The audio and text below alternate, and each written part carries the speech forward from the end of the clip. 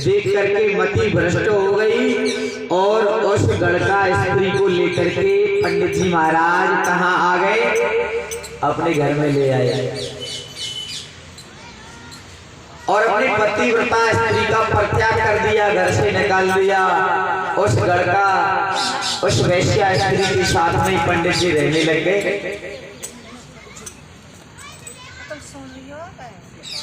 अब देखो, पुरुष भी दो प्रकार के होते हैं, एक गोकर्ण के जैसे, एक धुंधकारी के जैसे।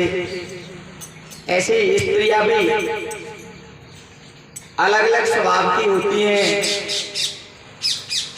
प्रेम से बोलिए जैसे। शिव महापुराण में एक बहुत सुंदर कथा आती है। जैसे शिव महापुराण को खोलते हैं, महात्म्य कथा आती है बिंदुक की। एक राक्षस था जिसका नाम था बिंदुक, बड़ा भारी दैत्य था। इसलिए देवताओं को मारना पीटना शुरू कर दिया, स्वर्ग को भी छीन लिया इंद्र से, देवताओं की नाक में दम कर दिया। भगवान की कृपा ऐसी हुई कि शराब के नशे में सुरापान करते समय बिंदुक अकाल मृत्यु को प्राप्त हो गया अपने कर्म की वजह से। अब अकाल मृत्यु शराब पी करके मरा था तो पिशाच योनि में जाना ही था, पिशाच बन गया। और जो विंध्य पर्वत है उस पर जाकर के इस पिशाच ने ऐसी किलकारी मारी कि सारे जीव जंतु वहां से भाग गए, विंध्य पर्वत खाली हो गया।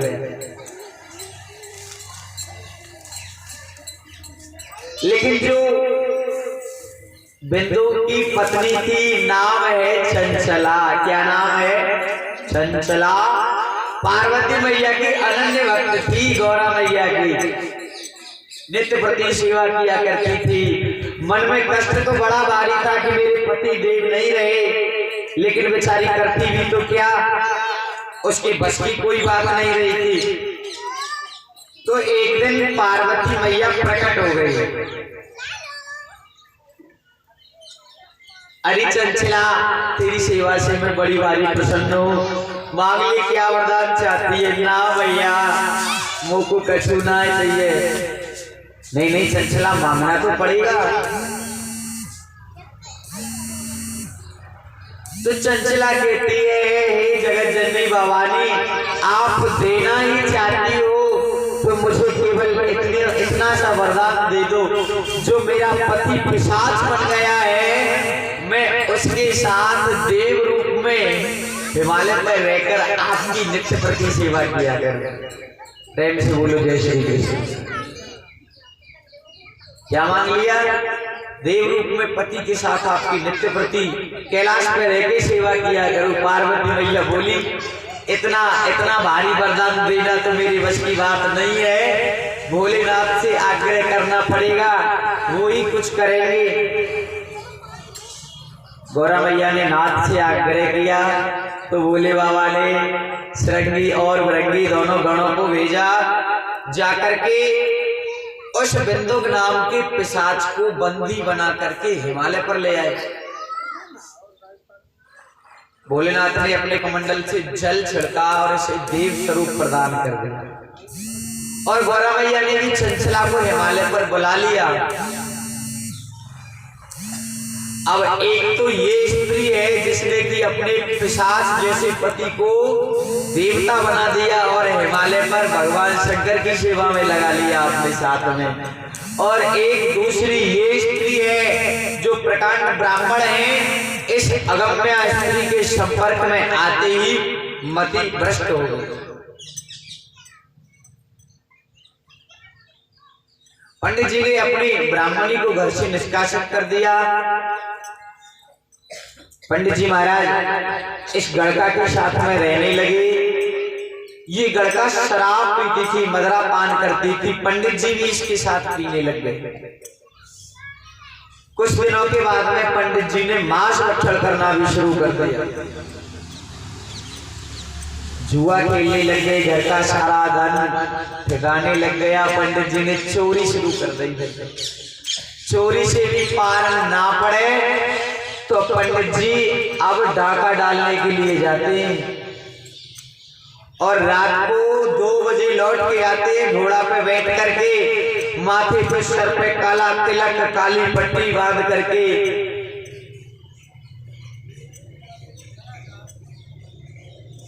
प्रकांड ब्राह्मण थे लेकिन अब डाकू बन गए। और एक बार की बात है भैया कि कुछ साधु अयोध्या से कहाँ जा रहे थे, वृंदावन के लिए दर्शन करने को। पहले पैदल के मार्ग थे तो पैदल पैदल जा रहे थे।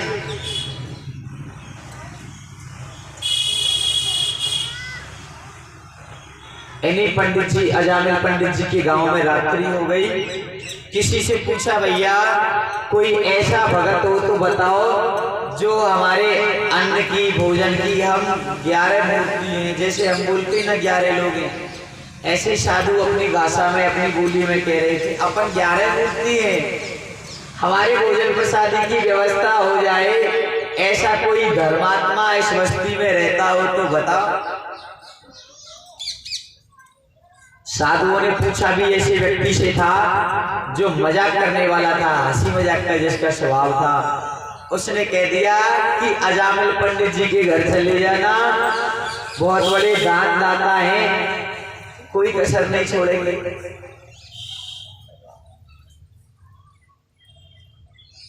अब उसने तो मजाक में कहा था, पंडित जी थे तब थे ज्ञानी, दान लेते भी थे, दान करते भी थे, लेकिन अब तो डकैत बन गए। और ये साधु प्रेम से कीर्तन करते हुए, भजन करते हुए अजामिल के भवन की तरफ जा रहे हैं। प्रेम से बोली जय श्री कृष्णा।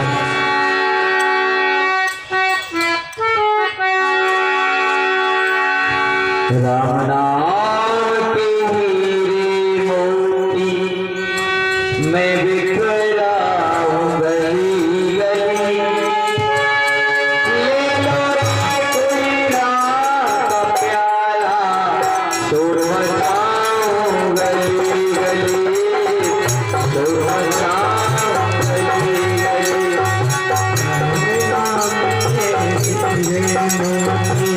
मैं बिखरा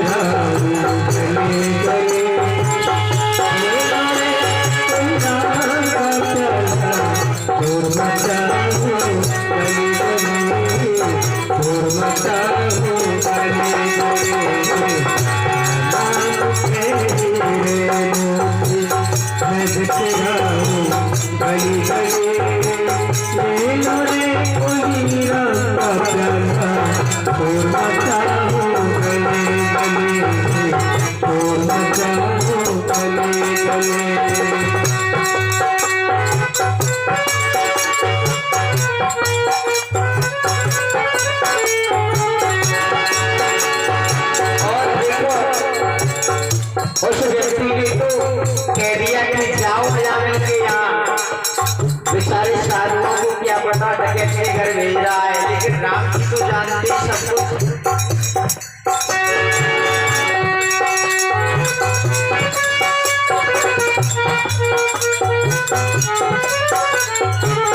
मेरे राम जानते, श्री राम जानते,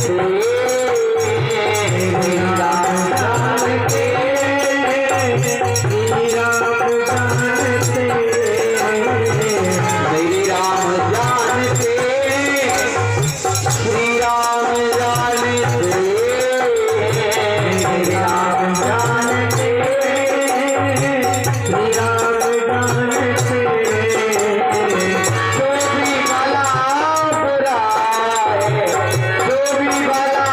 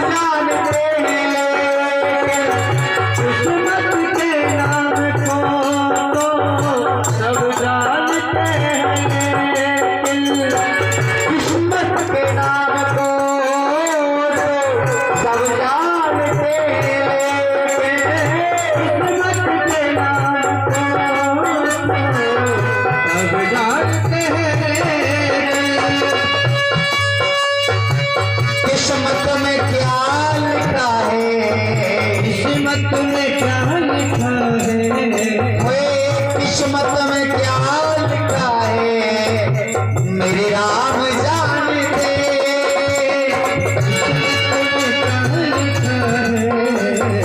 मेरे राम जानते हैं।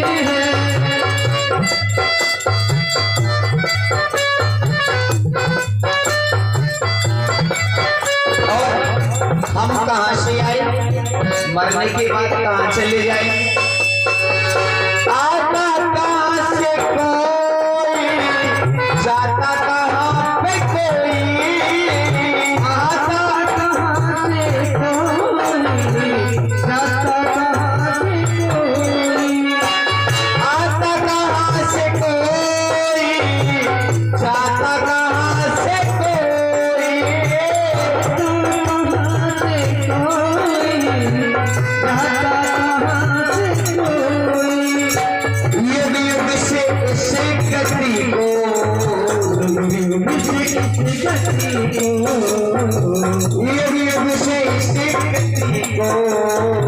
मेरे राम जानते, जो भी भला बुरा है, मेरे राम जानते, बंदे के दिल में क्या है, मेरे राम जानते। बोलो राम, बोलो राम, बोलो राम राम राम, राम राम की होती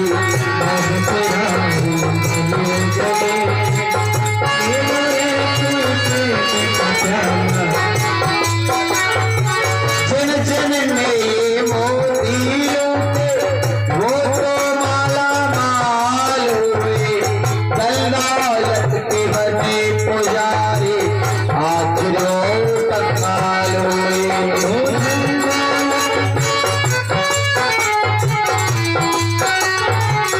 शादी शादी वालों सुन लो,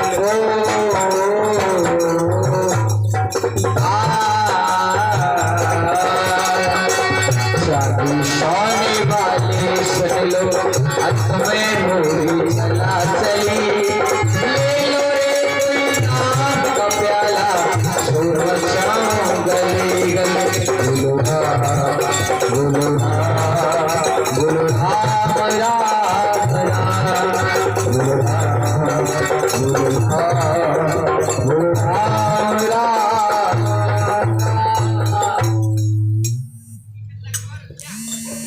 11 साधु अजामिल के द्वारे पर आ गए। अलग खोल दी पलक, देख ले दुनिया की झलका, अंदर से आई लड़का स्त्री, उसने भला कब पूजा पाठ किया, आकर के जैसे देखा तो साधुओं ने अपना कमंडल आगे कर दिया, बेटी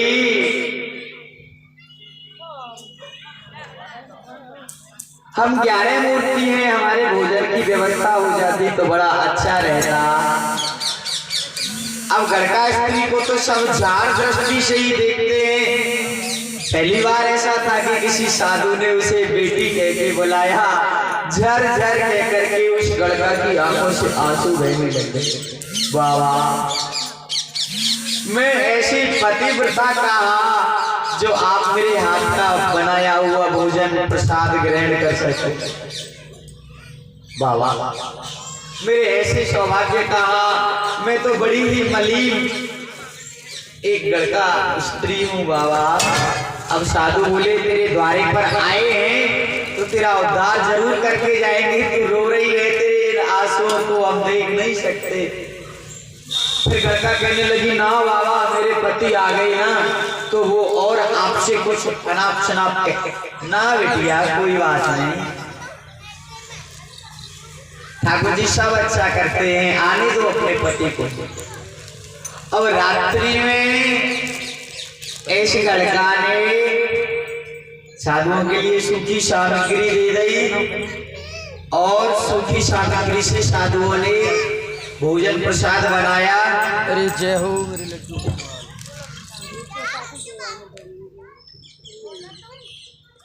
इस लड़का ने भोजन प्रसाद के लिए सूखी सामग्री दे दी। साधुओं ने भोजन प्रसाद ग्रहण करी। उसके बाद में साधु वहीं अजामिल के द्वार के समीप दरवाजे के सामने एक पीपल का वृक्ष था। प्रेम से बोलिए जय श्री कृष्ण। उसी पीपल के वृक्ष के नीचे उन साधुओं ने अपना आसन लगा लिया, वहीं विश्राम किया। अब रात को अजामिल जब आया था तो शराब के नशे में उसे कुछ होश नहीं था कि मेरे दरवाजे पे कौन सोया है। लेकिन अगली सुबह देखा कुछ साधु बड़े, ओ बाबा कहां से आए हो, चलो अपना रास्ता पकड़ो। साधु बोले अजामिल भला ऐसे भी बात करी जाती है, तुमको बात करने का भी ढंग नहीं है। अजामिल बोला चुपचाप निकल जाओ, आए बड़े हमको ढंग सिखाने वाले। अरे पंडित जी आप तो ब्राह्मण हो, ब्राह्मण और संत जब भोजन करते हैं तो दक्षिणा देने का विधान होता है। हमने आपके द्वार पर रात्रि को भोजन किए थे, तो आप हमें कुछ दक्षिणा नहीं दोगे? प्रेम से बोलो जय श्री कृष्ण। अजामिल बोला हो बाबा, ये तुम्हारा अम्बर कम्बर काट कटम्बर कमंडल धोती लुटिया ये चिमटा हमने छुड़ाया नहीं है। गनीमत मानो, सबसे बड़ी दक्षिणा यही है, चुपचाप यहाँ से निकल जाओ। नहीं नहीं पंडित जी दक्षिणा तो लेके जाएंगे, चाहे कुछ भी हो जाए।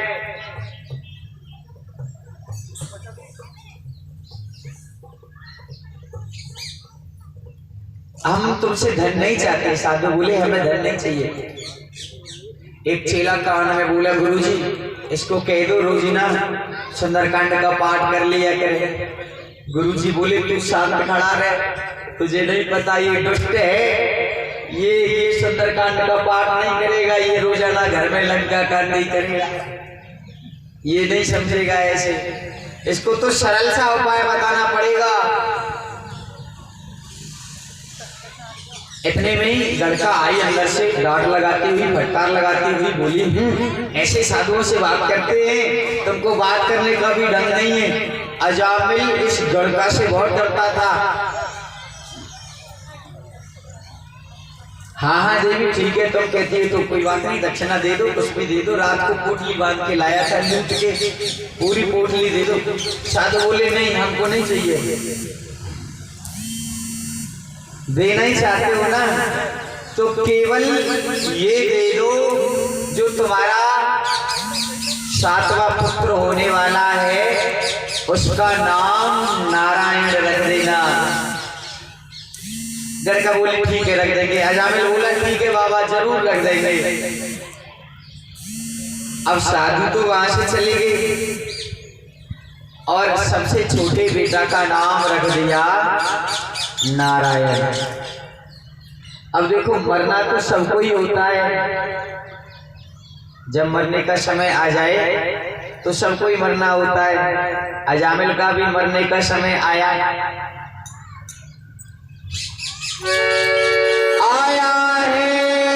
सो जाएगा राजा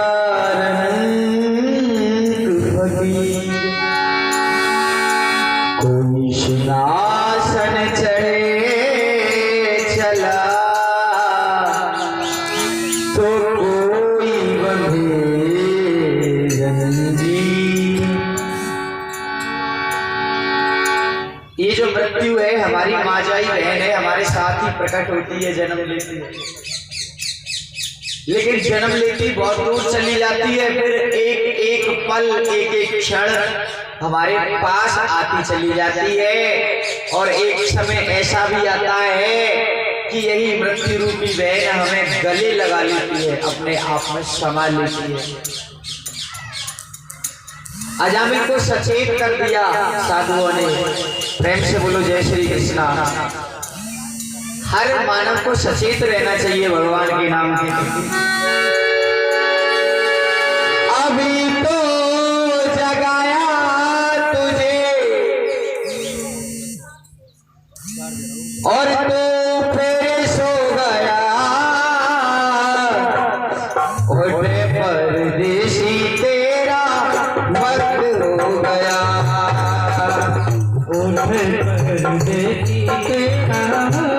हो गया।